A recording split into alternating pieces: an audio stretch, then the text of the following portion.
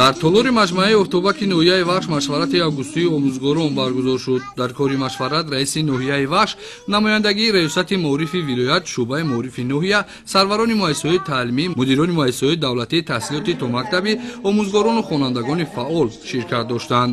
Қабл аз оғози машварат ҳайати иштирокдорон аз намоишгоҳи дастовардҳои соҳаи маорифи ноҳия дидан намуданд. Машварати августии омӯзгорон бо маърузаи ҳисоботии мудири шуъбаи маорифи ноҳия оғоз гардида, оид ба дастовардҳои аҳли омӯзгорону хонандагон камбудиҳои соҳа андешаҳо ба миён оварда шуд. Тибқи иттилои додашуда, дар ноҳияи Вахш 69 муассисаҳои таҳсилоти миёна, 1 литсеи давлатӣ, 1 мактаби интернат ва 8 муассисаи таҳсилоти томактабӣ фаъолият дошта, коллективи омӯзгории муассисаҳо бо мақсади дар сатҳи зарурӣ роҳандозӣ намудани раванди таълим тадбирҳои заруриро рӯй кор меоранд.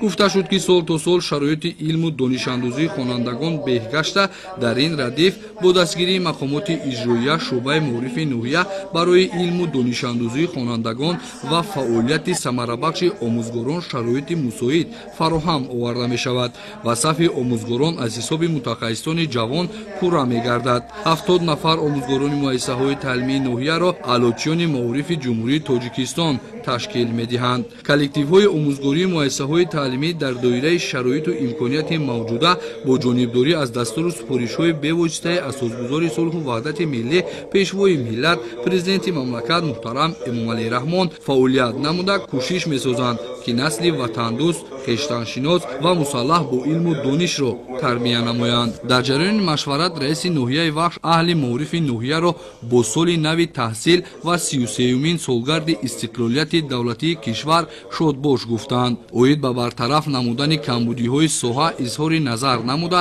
аз аҳли иштирокдорон даъват намуданд, ки аз камбудиҳои ҷойдошта дар соли хониши 2024-2025 хулосабарорӣ намуда, раванди таълимро дар соли нави хониш хубу босифат ба роҳ монанд ва иштироки фаъолонаи хонандагонро дар озмуну олимпиадаҳои фаннӣ, озмунҳои ҷумҳуриявӣ фуруғи субҳи донои китоб аст, Тоҷикистон ватани азизи ман таъмин созанд.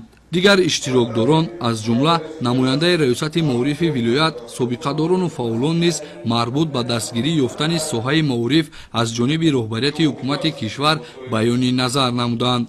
Дар қисмати дигари кори машварат ба як қатор сарварони муассисаҳои таълимӣ, омӯзгорони собиқадор ва омӯзгорони ҷавоне ки дар таълиму тарбияи насли наврас саҳми арзанда гузоштаанд, аз ҷониби мақомоти иҷроия бо сипоснома ва ифтихорномаҳо қадршиносӣ шуданд.